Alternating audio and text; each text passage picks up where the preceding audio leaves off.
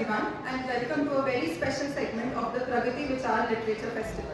Today we are launching the Pragati Vichar Literature Festival Junior. So let's get ready for an exciting exploration of the magical world of children's books, where stories come alive and imagination soars. Joining us today are three incredible guests who understand the magic of children's books. First, we have Miss Deepa Agarwal, who is a prolific author, poet and translator with over 60 books for children as well as adults.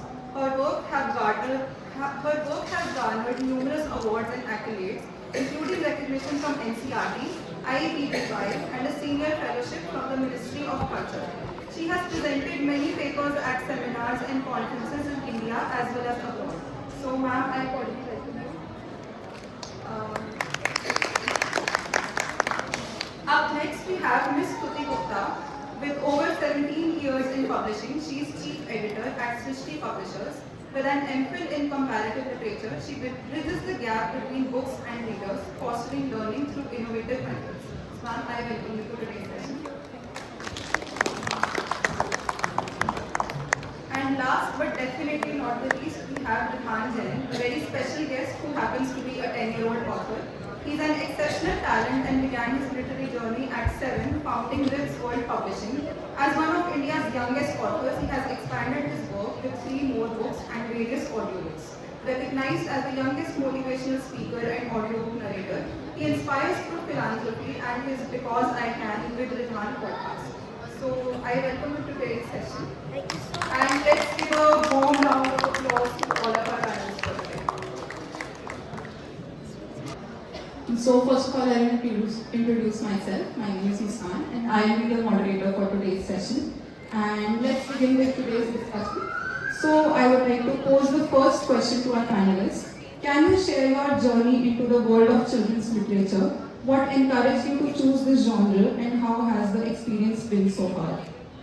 So Ms. Deepa, if you would like to begin.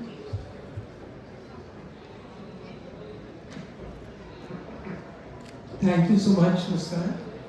Well, this has been a very long journey. I began my writing career as a freelancer, writing articles of general interest, for newspapers and magazines. But, at that time, there used to be a wonderful children's magazine. This was in the 1980s, and I used to subscribe to it for my children. And one day I was just flipping through the magazine, and the idea struck me that why don't I try writing a children's story? And I did that. Now, it just so happened that my first story was rejected, and this is what happens to many of us. But the rejection letter that I received was extremely encouraging.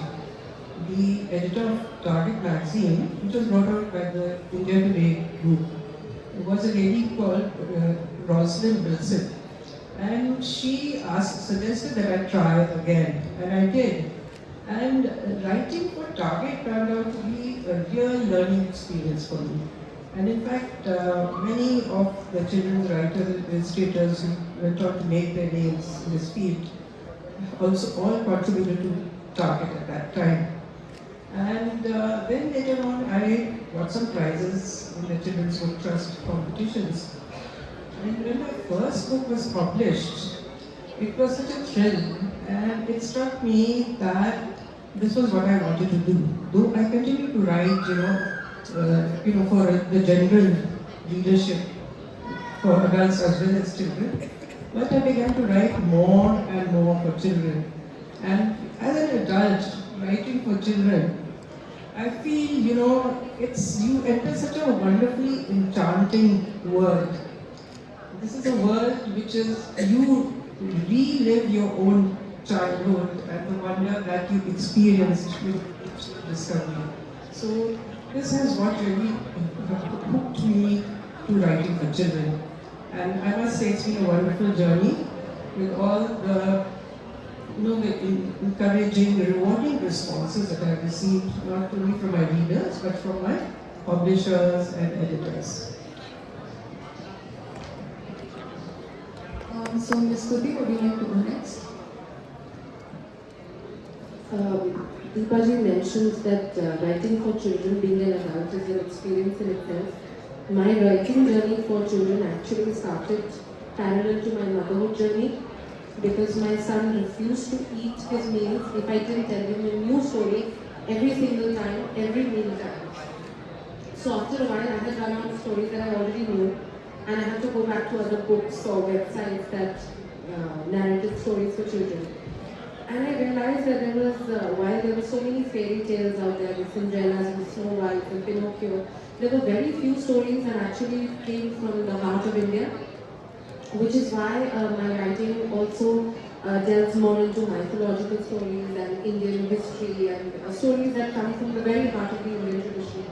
So that's how I started exploring stories to tell my son, who was 2.5 years at that time. And then he used to tell me, Mama, आज वही वाली story सुनाओ जिसमें ऐसा हुआ था, and I would have no memory of it because I cooked it up on the basis of one line.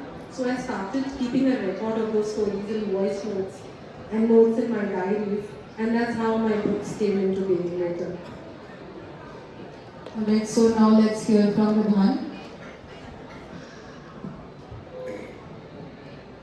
Storytelling came naturally to me since I was the age of 4. Funnily, instead of my grandparents and parents, it used to be me who would tell them the stories.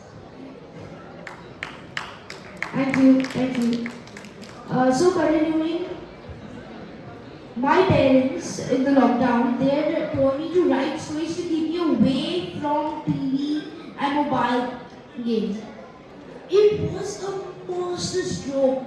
It changed my life forever. I believe books are just more than a bunch of papers and some written text on it. It is a medium of communication. It teaches us what is right and what is wrong, how things are supposed to be done, and how should we live our lives. And trust me, I know, I'm a bookworm myself. Through books, we don't only learn through the morals, but we learn from the story itself, the characters, the situation, as well as the topics. And that covers a wide range of issues, behavioral way of living to inclusivity, to acceptance, to patriotism, to culture, to mythology, and many more. Books are very, very powerful tools, and wielding them is a great responsibility, especially for the authors that write them. My father, he always says that children are like blank papers who are born with their own characteristics. It's the parents and the surroundings who will make them who they will be today. Competent for the world, or leave them to struggle. And books are a part of those surroundings. They can influence you in positive and negative ways, depending on what they communicate. When I initially started writing, I wrote whatever came to my heart and mind. But now, in my upcoming novel, The Mellifluous Odyssey, I am mostly focusing on how can I make the readers enjoy, how can I share my understanding through the characters, situation, and struggles. So, how many of you have read Harry Potter? Please raise your hands. Well, I'm sure most of you, almost all of you have read, because it's one of the most popular books in the world, and it's for a good reason. It's not because it's very fun and exciting, but it's because of the source of inspiration and education. It teaches us loyalty, courage, love, friendship, and to fight for what is right. It shows us the diversity and richness between different cultures, like the wizarding world, the bubble world, and those magical creatures.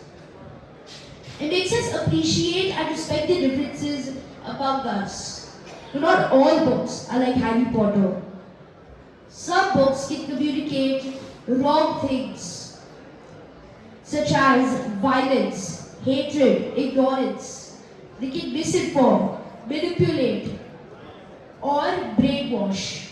And that's why we authors must be careful about what we write. We must be ethical. We have to be honest, respectful, responsible. Because books are just books. They are mediums of communication that can change the world. And we readers need to be aware about that. We need to choose wisely what we read and what we learn from them. We need to be critical, curious, and open-minded. We need to be authors who can make a difference. Thank you. Okay, so I was saying that it was really nice to hear of all three of your journeys because we have such a diverse panel today. It's really nice to hear. So I would continue on with the next question, which is the process of creating a children's book involves careful thinking on language, themes, and visual elements like illustrations. So can you walk us through your creative process from the initial spark of an idea to the finished product? So Deepa ji. Yeah, you're very right. It's, the writing a children's book is quite different from writing a book for adults. And the thing is, children's books are for children of different age groups, and each age group has different demands, and each genre of writing also has different demands. I mostly begin by drawing on an incident that I have personally experienced. Many of my stories are drawn from something that happened to me in my childhood or something that happened to my children. So in that sense, many of my stories are rooted in real life. And when I come across an incident which I feel has a lot of scope for, it has for emotional expression or for a value-based message. I really liked what Ridhaan said, that as authors we have to be very careful of what we are putting into our stories. And so I'll give an example of one of my short stories called Fire, which is actually based on an incident that took place in my childhood when my friend and I were playing. I belong to the hills of Uttarakhand, and my friend and I were playing, and in play we set the forest on fire, and it was a terrible catastrophe. But when I look back on that incident, I thought of it because as a child I could not see deeper into the whole sequence of events. And I have retold it later on in life to answer a question that roomed in my head. And this story is in my collection, Friendship Stories, which should be available at this store. Now, coming to picture books. When you're writing a picture book, then you have to visualize each scene. And I use a particular format. For each page, I think of the possibilities for the artist to illustrate that particular scene. So that is a different kind of planning and different kind of thinking. For other stories, mostly you're thinking of the plot development or the characterization, the dialogue, etc. But picture books have a different demand. Now, when it comes to historical fiction, then I usually begin with research. Of course, that too begins with an idea. One of my well-known historical fictions, Caravan to Tibet, is based on my family history. And actually, since I had moved away, my grandfather had moved away from his village, I was very curious to know about the life that people had led out there. And that is how I came to write this book, Caravan to Tibet. And I did a lot of research. It took me a long, long time to write this book. But all the research had to be in place so that I could give as credible an account of the times as I could. So these are the different methods I use to develop my stories. Stuti ji, would you like to talk about the writing process? I have also been an editor of books for almost 16 years now. So my perspective on books comes from both sides. So as a publisher, I think of it in terms of technically producing the book as a product, that it has to go out. It needs to have the written text, it needs to have illustrations and a design element. And then you further break it down into that the text needs to have entertainment, education, and a visual appeal that makes the younger reader also pick it up. My books are mostly aimed for ages 6 and above, but I've also heard a lot of parents tell me that they have enjoyed reading the book too. Because somewhere, that inner child thing is real, it works. Maybe perfume or the ones that I get for you, I read them first. So I think in creating the book, we need to remember what message we want to put across and how we can weave it beautifully into a story, because we only learn lessons from stories, I've realized. वो बादाम खाने से, ठोकर खाने से, वो सब बहुत बड़े होके आता है.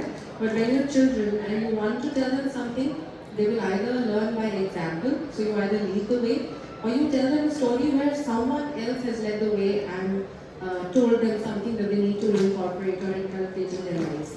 So I mix knowledge with a little bit of entertainment, and my usual mantra of writing a book is that I will write whatever I will say while narrating it. So if I have a habit of saying, what happened then? So then my sentence, my paragraph is also going to start with that only. So that if a parent is reading out the book to a kid, it feels like a storytelling session. If the kid is reading, it feels like that she's hearing it straight from me. That is what I personally like to follow for my books. Ridhaan, would you like to talk about it? Making a book is like crafting an immersive experience. Picture this. So as children read, they are visualizing the story, turning it into a captivating challenge for their wild imaginations. So it always starts from the initial idea to the finished product. And yes, illustrations play a very crucial role in all of this. So even the grandparents who have read my books, they appreciate the simplicity of my language, and they even appreciate the engaging illustrations. For me, it's extending experiences beyond words. In my personal illustrating experience, it was a delight collaborating with Pratik Bhaiya. So it was really, really good. We spent hours discussing about stories. We would enjoy with our creativity by playing a few games. And when he showed me the final illustration, I was amazed. I was very amazed because it mirrored what I had in mind, bringing the stories to life. Thank you. Okay, so now as we're talking about illustrations and storytelling, my next question would be, as storytellers, you have the opportunity to create worlds where anything is possible. So how do you create a balance between realism and fantasy in your writing, making sure your stories are exciting, but still make sense and feel real to the kids? Well, I usually try to root my story in real life situations, whether it's fantasy or whether it's a historical fiction or it's a picture book story. Like, I'll give you the example of my book, Blessed, which I have out here. Now, Blessed is a fantasy, but it is on the theme of education for girls. And I got the idea a long time back when the first time the Taliban stopped education for girls. But I didn't want to situate it in real life. I thought it might be interesting and more challenging for me as an author to create a fantasy land where such an order and law existed that girls are not allowed to receive any education. But I made sure to create characters which are like any of us. They have the same emotions, they have the same needs in their daily lives. They have their routines. Even the imaginary land, it has to have a landscape. The physical features, the geography, everything has to be there in place so that the reader can really relate to it and feel, okay, this may not be our country, India, or say the United States. It's an imaginary land, but it is a realistic place where things can happen, things that happen to us as human beings in our daily routine. And apart from that, I feel that description of people and also, as I mentioned, the geographical descriptions, also the dialogue, and then also the pace of the story, that's very important. And it's also very important to have some drama so that the reader is engaged. So I try to make my stories very pacey. I revise a lot, and wherever I feel it's dragging, then I try to introduce some action. And I've, Stuti is an editor, and I've learned a lot from my editors. I mentioned Rosalind Wilson earlier, and another editor having contributed to a magazine in the US. Through my interaction, I have learned a lot about the elements of a good children's story. So that is how I work towards my goal. Stuti? I always want to put a bit of magic in my books because what is life without magic anyway? We keep wishing for magic to happen. Kids actually believe that it's for real. So their life is so much easier, so much more fun. They believe that they can do anything. So when we give them a story which gives wings to their curiosity as well as their imagination, they actually learn to believe that they can do anything. I think that is the biggest gift that we can give to kids, especially when we learn to integrate the real world into our stories. And I will just give an extension to what Deepa ji just said, that the setting of the story has to be realistic. But the second thing that helps readers really connect with the stories or whatever you're writing for children is the emotions, because they remain the same for everyone. So if the character is placed in India, abroad, in heaven, I mean, I've even written stories where Indra is crying because he doesn't have a mount and he goes to Brahmaji that my feet are paining walking so much, please give me something that I can ride on, So the child will suddenly say, yes mama, you got me a bicycle because I got tired of walking so much. So Indra Devta also wants a vehicle for himself. So that relatability of emotions actually, I think, works out really nicely. They also learn to manage disappointment and happiness, that they don't need to go all crazy when they're too happy or become too sad when things are not going their way. These are very subtle inclusions into the story, but I think they have a larger impact. If you write at the end of the story that this is the moral of the story, they can learn it by rote, but they will not implement it in their life. They will implement what the character did in the story when he or she was in trouble or faced a difficult situation. So I think I would make it more relatable with respect to emotions, as well as placing the setting in a relatable level. Plus illustrations. I am a little very finicky about illustrations. Illustrations have to be pretty looking and action oriented so that the child understands that there's some fun action happening and I get into the action straight away. Ridhaan? Absolutely. As storytellers, my approach is all about captivating the audience, blending real life experiences with a dash of imagination. So I inject a dose of excitement in my stories while keeping it firmly rooted in my own adventures. So let me whisk you back to my 6-year-old self facing off playground bullies. Picture this. The characters in my story are no typical superheroes like Batman, Superman, but they are insects, quirky little insects like flies and frogs. I told my life a challenge. into a whimsical adventure. So when kids are reading stories, they're not really escaping reality, but they're stepping into a world where the familiar and the fantastical collide, making the story both thrilling and relatable. It's like adding a sprinkle of magic to everyday's experiences.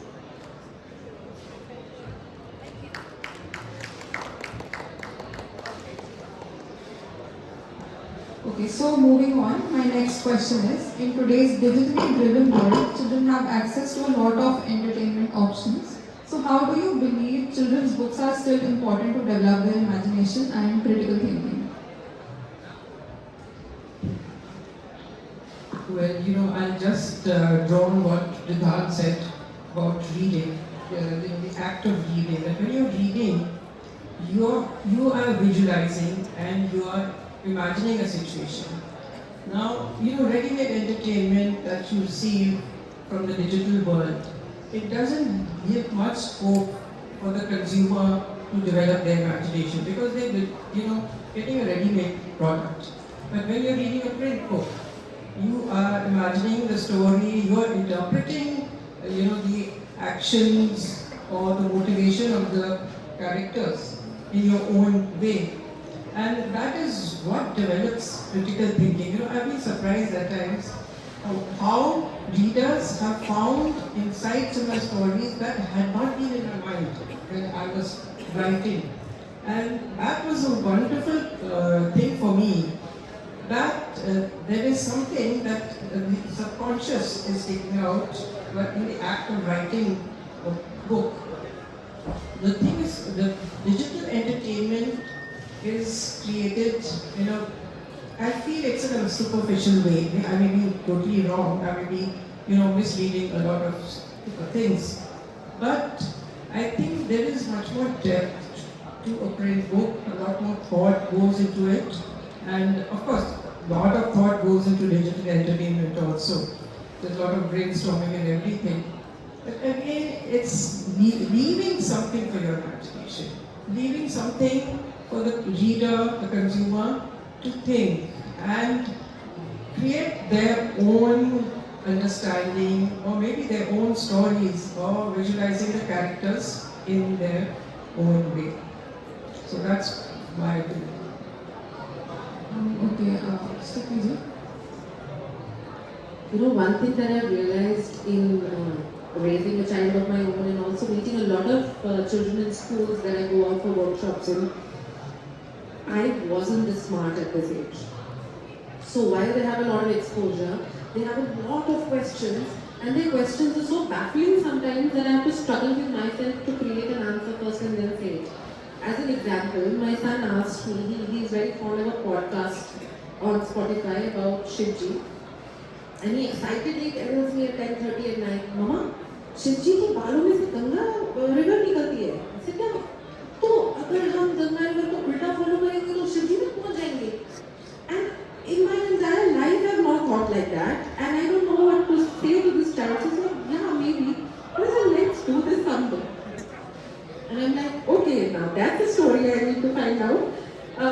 So their exposure, they're getting a lot of knowledge through these digital resources, but a digital resource you cannot go back to and refer to. It doesn't give you the privilege of marking out at the touch of your hand what needs to be there, and I think it also gives them a sort of, it grounds them to read the same thing over and over, and in a way that they want to be. I might just write one sentence, I need a glass of water, and he will just, I really need a glass of water if he's thirsty, or I need a glass of water if he's not in the mood. So like you said, ma'am, I'm leaving it open to interpretation. And in one of the books that I wrote, actually gave an introduction and compiled, was popular Indian fairy tales. So I broke one story into sections, and after every section, ending it at a cliffhanger, I put a question. Do you think he did the right thing by doing this? So that made these children think and also develop an opinion whether the character should have done that or not. And that connection comes that if he hadn't done it, he wouldn't be in trouble. If he had gone that way, he would have found the treasure. So that logical thinking is actually nurtured, and they learn to find their own way around. They don't need to be spoon-fed. They just take a hint and they pick it up from there. Hello? Yes. So books are like these school brain workouts. So when we read, our imagination is getting a real workout session. It's like doing jumping jacks to your brain, but way more fun. You get to picture cool stuff like magic lands or funny characters. And guess what? Books are the superhero of words. So when we read, we get to learn new things. Smart ideas, big words. It's like having a secret code language that makes you feel so cool and smart. So even with this cool digital stuff around, we have books. They are our personal brain gym. They keep our imagination fit and our vocabulary strong. They turn you into a direct detective with super smart healing powers. So grab a book and let the adventure begin.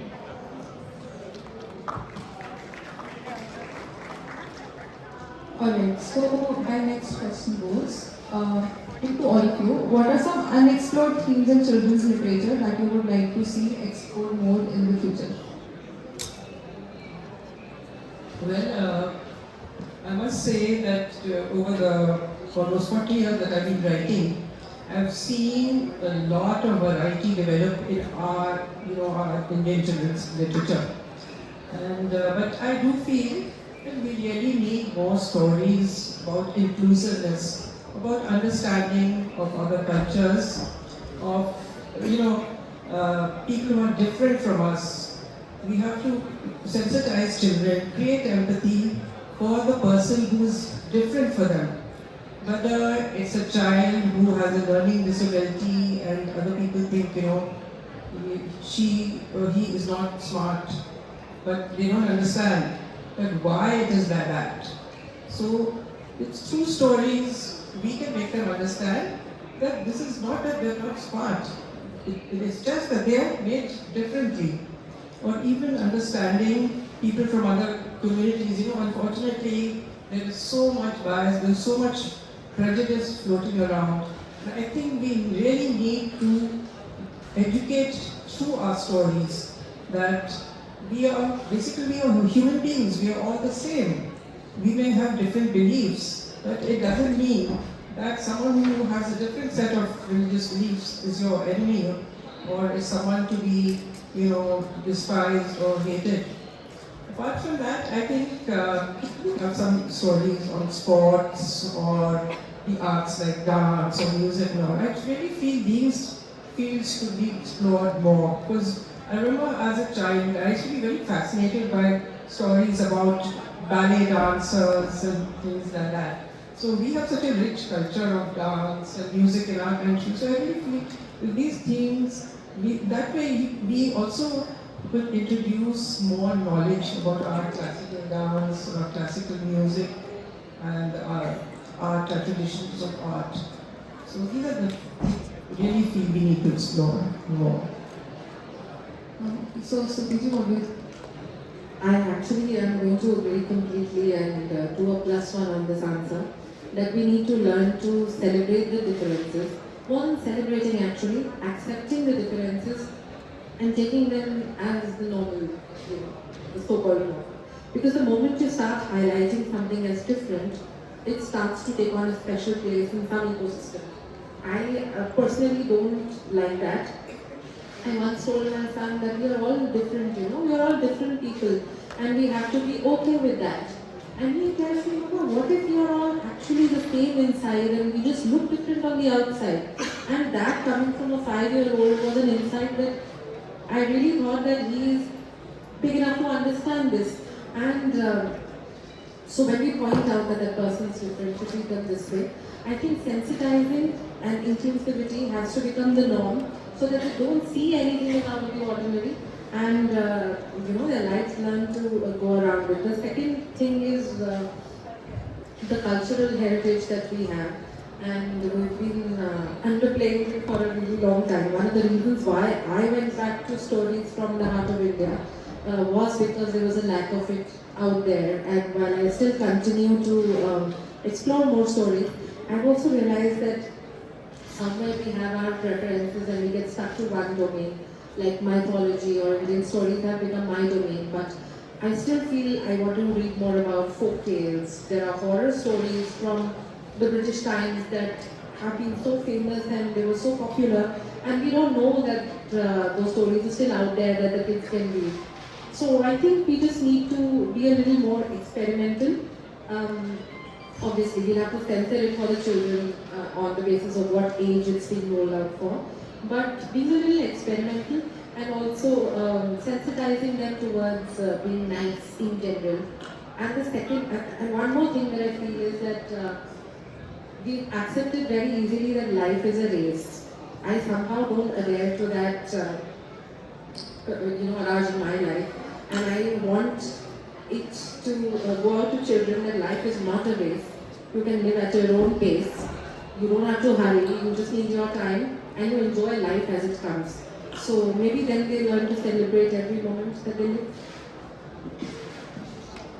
Ridhaan? Yes. So, just pretend books are like your friends reading you stories. Or how about we make it as a team effort? So, a few unexplored themes which I'd like to see in the future are. So, just picture this: a boy is reading, and he's reading about a cool adventure. He's reading about a hero and a magical kingdom. And when he turns the next page, there is a blank page where he can draw his own hero or his own kingdom. I mean, how would that be? It would be like a mix of storytelling and drawing. So while reading, he can draw beautiful pictures too. How about adding some cool colorings in our imagination? That'd be quite different. So there'd be spaces left in the book where you can color. So recently, my ritual publishing team, we published a book of a very young child, Ridhaan, I mean in a cool way. So while reading, we can add our fill to a splash of colors. It'd be like having your personal canvas, and I call those hybrid books. 3. So I don't really see this a lot in many books. So I leave blank pages for the reader to write their own thoughts. So in one story there are multiple learnings. So then the reader can write their own morals. So, and this is not very common in most stories. So just picture this: a boy is reading, and so there's this moral: sharing is caring, and then there are many morals to that. And he's writing them down. It'd be very beautiful, and especially the children become very creative. 4. I think in books need to connect with today's time, with what's happening today. I like classic mythology books, futuristic sci-fi. But what I really think books need today is, what stories really need to talk today is today's technology, like smart TVs, Alexa, AI, Gen AI. So then the children will be able to connect with it. They will be able to imagine it better. They'll be having like a friend next to you who is telling you stories like that. So I really think this should be quite common. So I really hope you all take this idea as an explore themes. Thank you. Okay, so those are all the questions I had for you all today. And now I would like to pose this to the audience. If they have any questions, they can go ahead and ask them.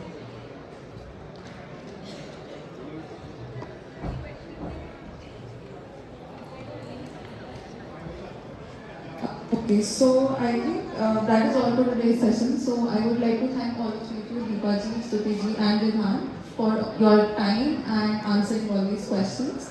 And before we end the session, we have a small token of appreciation for you. So for that, I would like to call Ms. Navita Berry, who is our festival director, to give over a small... So Kapil Gupta, our festival director, for a small token of appreciation.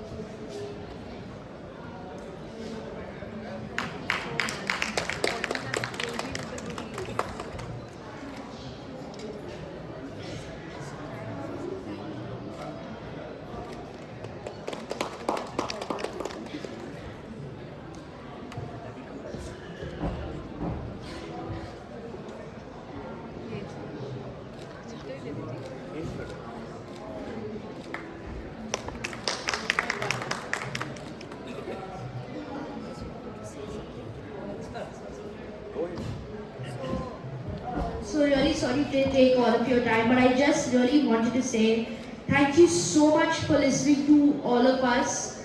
And yes, again, please do take this information. I really hope it is useful. And thank you so much for inspiring and encouraging me. Thank you.